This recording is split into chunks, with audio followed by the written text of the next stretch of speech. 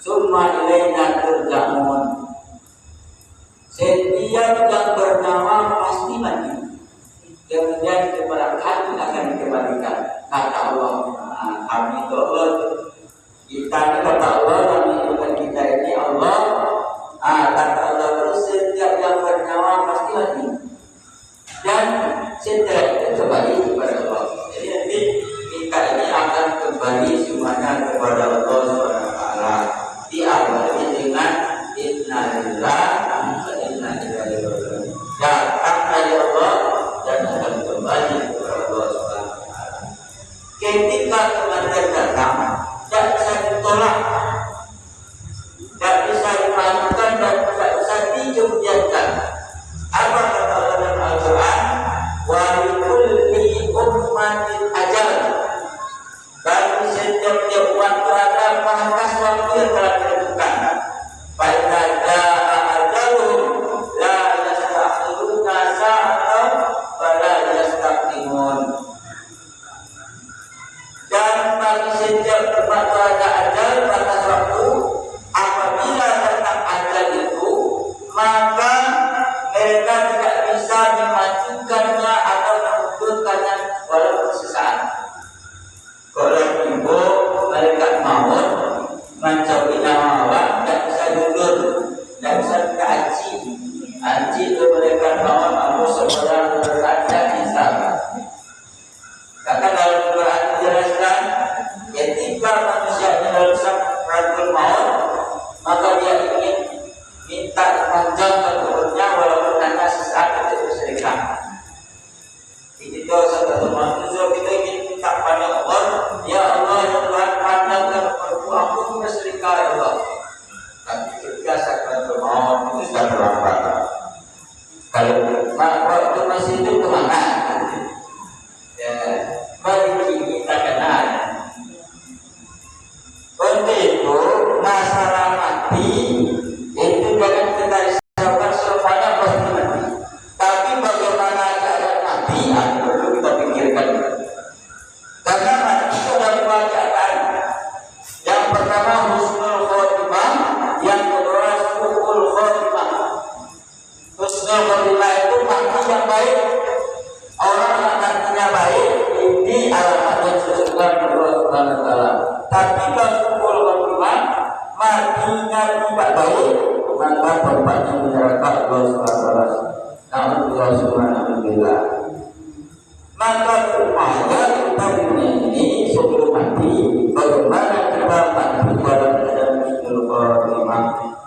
Kalau itu langsung pilih coba. Maka kita yang ingin dunia berjaga kawat sadoi. Rasa doa seperti di mana kalau dari rumah rangka mobil mewah jadi ke saja dipakai dengan husnul khotimah. Kalau orang menjadi berangkat dia khotimah dunia akan ditinggalkan husnul khotimah untuk nanti masuk surga Allah Subhanahu wa Ta'ala. Jadi penting ya husnul khotimah. Husnul khotimah itu tidak bisa didapatkan dengan mudah, harus berusaha, harus ada upaya kita. Bagaimana kita mendapatkan husnul khotimah? Apa upaya kita? Pertama, selalu meningkatkan iman dan memeliharanya. Iman itu dalam hidup manusia itu tahapannya seperti nakoda pada sebuah kapal. Kalau kapal itu di tengah lautan tidak ada nakodanya, maka dia akan terombang-ambing di tengah lautan, dipermainkan oleh ombak. Itu juga orang yang hidup di dunia ini tanpa iman, dia akan terombang-ambing oleh dunia ini, sehingga orang yang terlena dengan kehidupan dunia mati dalam keadaan tidak beriman. Berbahaya. Jadi itu imannya perlu selalu ditingkatkan. Tidak ada jaminan iman ini tetap dalam diri kita atau meningkat. Kadang naik, kadang turun. Apa katanya iman itu naik? Nanti kita berkata iman naik. Apa katanya iman turun?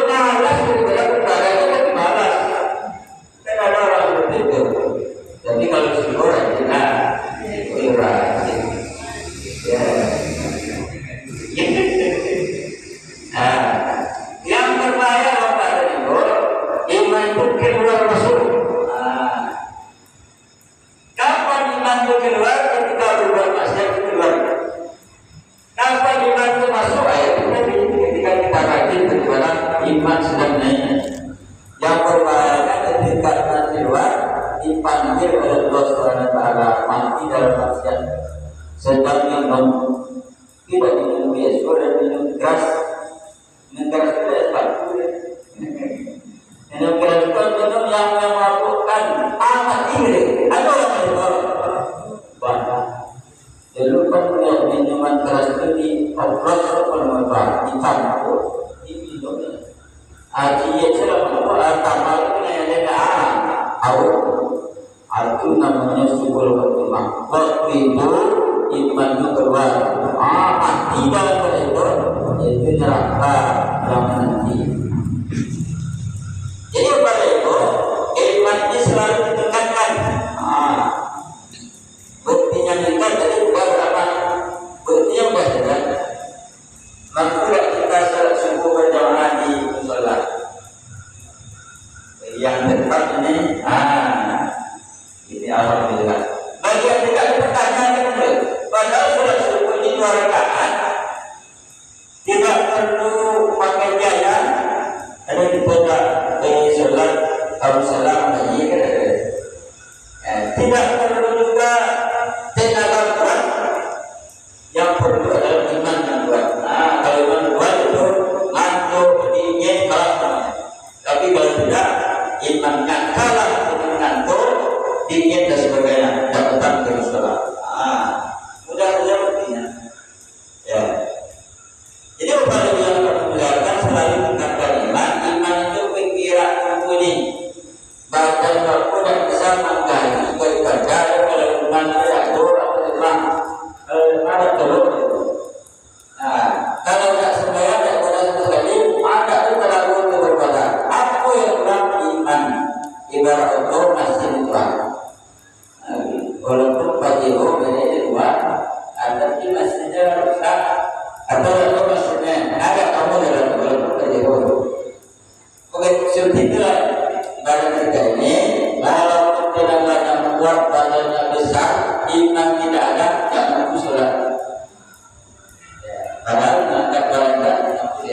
Jadi iman perlu dan perlu dipelihara dari apa? Dari sifat syirik. Apa itu sifat syirik?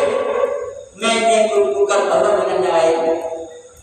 Kita anggap ada yang memberikan mudarat dan manfaat selain Allah Subhanahu wa taala. Itu syirik. Jadi syirik itu ada syirik jari, dan ada syirik khafi. Kalau syirik jari itu jelas-jelas didaftar ucapkan Allah itu berbilang, itu syirik jari. Atau menyembah selain Allah, menyembah berhala, bertengkar, itu syirik jari. Ada syirik khafi yang tidak kita sadari. Syirik itu dia tersembunyi, tetapi kita sudah syirik. Apa contohnya? Iri dengan orang lain. Itu syirik. Makanya syirik. Ketika kita iri sama orang lain, itu syirik. Kita tidak menerima ketentuan Allah sama orang lain. Orang itu mendapat nikmat, kita tidak senang. Itu namanya syirik. Bisa juga meyakini bahwa ada yang memberikan manfaat dan mudarat selain Allah Subhanahu wa taala. Apa contohnya? Kita sakit pergi berobat, pergi berobat ke dokter. Setelah kita berobat ke dokter, sembuh penyakit kita ini. Kita yakin ke dokter, dokter tidak hanya Allah Subhanahu wa taala, itu sudah syirik. Padahal yang menyembuhkan itu adalah Allah Subhanahu wa taala. Dokter tidak menyembuhkan, obat tidak menyembuhkan, tapi bukan Allah Subhanahu wa taala. Kalau kita yakin bahwa obat dokter menyembuhkan, sudah syirik. Buktinya apa? Banyak orang yang rumah sakit dicari dokter yang ahli, diberikan obat yang paten, tetapi tidak bisa menahan penyakitnya. Buktinya yang menyakitkan itu adalah dokter. Ada orang yang sakit tidak berobat, tapi sehat ya. Karena Allah menyembuhkan, berarti yang menyembuhkan itu adalah Allah Subhanahu wa taala. Jadi boleh kita berobat, ya, tapi yang menyembuhkan adalah Allah Subhanahu wa taala. Ini melihara tentang kita dari sifat syirik. Itu yang pertama. Kemudian yang kedua, upaya kita bagaimana kita mendapatkan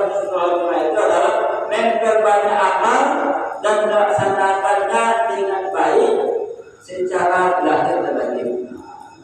Dia amalku harus banyak. Amalku dekat itu untuk perjalanan yang jauh sampai ke surga, bahkan sampai kepada Allah SWT. Summa ilaina turja'un, kemudian kepada kami dikembalikan. Kalau kita mau selamat dari siksa neraka, masuk surga, bertemu dengan Allah, perlu amal banyak, macamnya banyak, kemudian voluminya banyak. Tidak bisa dengan satu saja. Ya, misalnya puasa iya, sholat iya, bersedekah iya, zikir iya, sholat sunat, sedekah dan sebagainya. Harus banyak macamnya, kemudian voluminya harus banyak.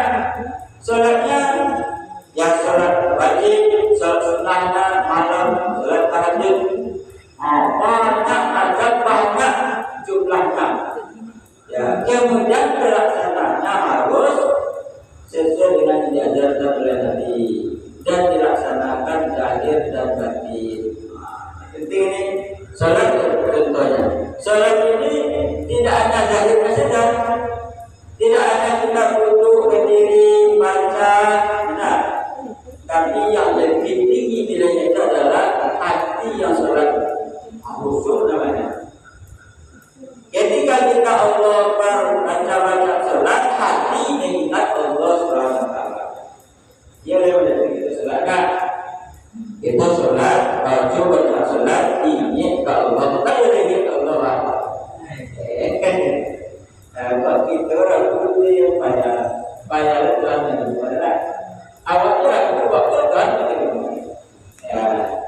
Tapi yang kita bahwa kita itu khusyuk dalam salat, bagaimana cara salat khusyuk? Ingat selalu kepada Allah, kata Nabi dalam hadisnya, An-ta'budullaha ka'annaka tarahu, fa in lam takun tarahu, fa innallaha yaraka. Engkau menyembah Allah seolah-olah kau dilihatnya. Nampak Allah Tuhan? Oh iya. Tapi ada orang yang bisa melihat Allah, ada apa? Para nabi, para dia bisa melihat Allah, tapi bukan dengan mata kepala, dengan mata hati, dengan ilmu makrifat. Maka belajar tasawuf, insyaallah Allah akan berikan jalan, dibukakan hijab, sehingga kita mampu melihat Allah itu dengan mata hati, dengan ilmu makrifat. Tapi kalau tidak ada ilmu itu, tak mampu. Kita hanya bisa melihat dengan mata kepala, tapi tidak bisa melihat dengan mata hati. Mata hati ini lebih tajam padanya daripada mata kepala. Coba lihat ini. Kalau mata kepala ini tidak bisa melihat apa yang sebab ini kecil. Kalau mata hati, coba ingat apa yang ada di rumah kita. Bisa kan? Kalau jauh rumah kita, lihat anak kita yang jauh. Dirasa orang sama. Itu hati. Kalau kita ingin bertemu dengan Allah, melihat Allah di dunia, maka latihlah ketajaman pandangan mata hati dengan ilmu makrifat yang pertama tadi. An-ta'budallaha ka'annaka tarahu. Engkau menyembah Allah seolah-olah kau melihatnya. Fa in lam takun tarahu fa innallaha yaraka. Kalau kamu tidak bisa melihat Allah melihat kita. Bisa kan? Awak sholat dicanggih dulu. Bisa kan? Kalau seperti itu sholatnya akan bergara. Sama kita undang Pak Bupati atau Bupati ini, undang makan ke rumah Bupati. Enak? Awak makan lagi ibu Bupati undang perhadapan. Kira-kira akan makan banyak di rumah atau kita makannya lagi ya. Kita tidak mau makan seperti di rumah banyak makannya ya. Kenapa? Karena terasa dilihat dari Bupati. Jadi tinggal kita sholat ini Bapak Ibu. Ini yang kita kedua ini. Kalau pertama tadi melihat Allah, seolah-olah melihat Allah. Yang tingkat yang kedua, anggap Allah melihat kita. Allah mencari maka merokok. Kalau itu atau dalam perasaan kita sejak waktu tidak ada orang bersalah. Ada orang bersalah. Karena kita yang tidak Allah maaf ya. Tidak ada orang bersalah. Ini kan tidak ada kursi. Itilah benar. Ada ahli itu juga benar. Ada kursi. Aku seribu beriut. Itu apa? Ya. Itu karena imannya kurang, tidak merasakan dilihat oleh Allah Subhanahu wa Ta'ala. Kurang apa? Tapi kalau yakin Allah Maha Yang Maha Tahu, tidak ada diskusi. Orang kecil itu kok yakinnya Allah mendengar, yakinnya azab akhirat kita diterima, tidak mencuri. Itu perbaiki amal kita.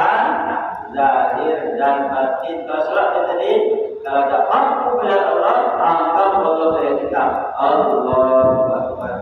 Itu.